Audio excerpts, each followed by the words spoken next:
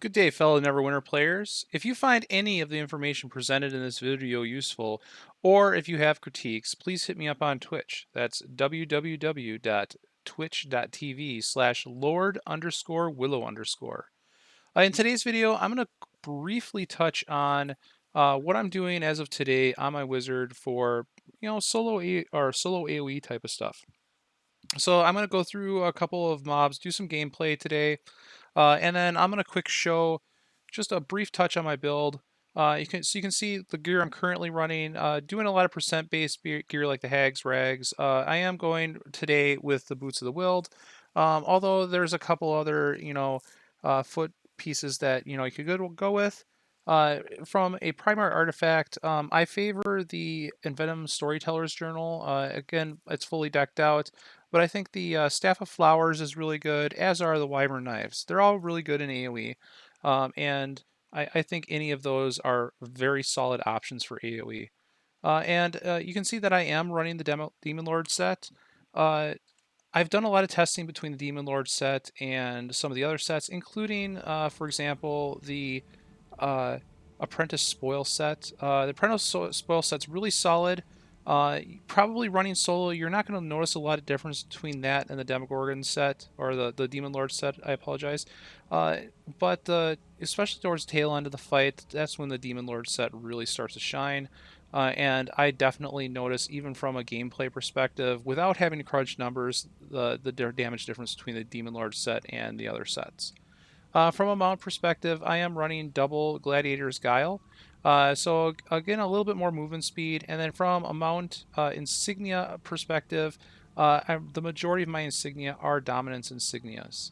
The other insignias are either kind of place fillers for me or stats that I'm trying to build up, but maybe not as important to me. From a companion perspective, I am running the Black Dragon Ion Stone. It's not necessarily the best in slot for DPS. For most people, the best in slot for DPS is probably going to be the Baby Boulette, which gives a little bit extra power and a little bit extra combat advantage. And of course, running Bonding Runestone rank 15s.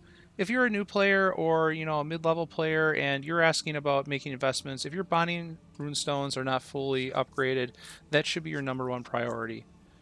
From a power perspective, I am running power in two of my offensive slots, my defense slot, and my utility slot. But then I'm running a little bit extra combat advantage in this other offense slot.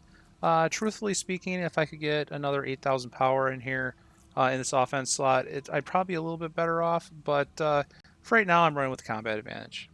From a boons perspective, there's some changes I could make here, but I'm kind of happy with where I am. I do like the Deathly Rage for um, AoE type of stuff, whereas if I were to be running a single target, I'd probably run Bloodlust. From a powers perspective, this is a little different than the build video I have posted online. Today I've been playing around a little bit with Chilling Cloud. I'm not really sure whether I'm going to stick with Chilling Cloud at this point in time. It's nice for a secondary at will. It's nice how the mechanic, and it adds chill and basically smolder then to all the targets hitting in that AOE. But my go-to at will really is Ray of Frost.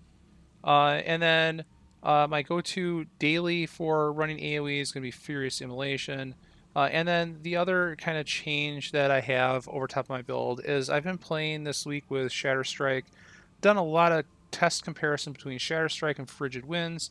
And the truth be told, these are really, really well balanced. There's a barely noticeable difference. I think you're going to see Shatterstrike come up a little bit more often in party situations where it might increase your damage a little bit. But that being said, um, Shatter does get applied to foes quite a bit. It happens quite often, so um, it's a nice little buff. But again, I mean, these are very, very close. It ends up being a personal preference. Okay, so let's get in some gameplay. So I always lead off here. I'm just gonna walk in. I'm kind of doing the lazy thing here. I pop down Conduit of Ice, Icy Terrain, and then not everything's all good, all grouped up here, and so then I use my Fireball. Um, So again, I try to lead off with a conduit of ice into the mobs. Just make sure I get everything here in this ME. I'm gonna come in here, conduit of ice, icy terrain, fireball, chill strike, finish it off. You're going to see, obviously, in weaker zones, stuff goes down a lot faster. In party play, I mean, this build does do really good damage in party play and AoE. It's really the wizard on easy mode, right? And another call out about the Thaumaturge is the Thaumaturge doesn't have a natural means to get its own combat advantage. So the Arcanist does have a feat that allows you to you know, get some personal combat advantage without having positional. The Thaumaturge doesn't have that. So this is a case where having an actual summon pet might be, a fun scenario. I've done some playing around with that. I just like having the stat balance of having an augment. And if you're in a group, an augment is pretty clearly better at this point in time. So again, just kind of rotating around, killing some stuff here. Not really in try-hard mode. I'm gonna come up here and I'll show you too. Also running from a combat power perspective, I am running the tensors. I'll just show that here. Pop the tensors up here. That added about almost 23,000 power.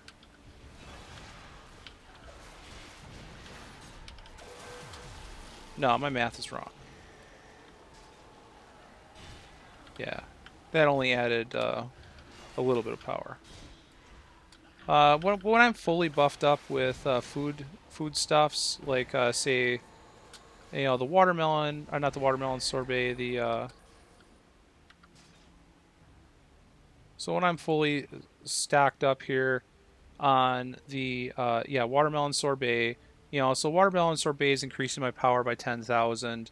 And then, you could throw a power potion on and maybe like the prime rib. With all of that stuff being said, and then when I pop tensors, my power generally goes up to about 220,000. I really, really like the tensors for its combat power. But I think there are definitely better mounts for your passive mount stats. So if you come over here and look at your mount stats, right now I am running just the power and armor pen. Um, this character could probably use, like, say, a whirlwind or a black ice warhorse to get 10,000 power instead, and that would up my power by a little bit more yet. If you found any of the information presented in this video useful, or if you have critiques, please hit me up on Twitch. Again, that's www.twitch.tv/LordWillow. And I hope you have a good day.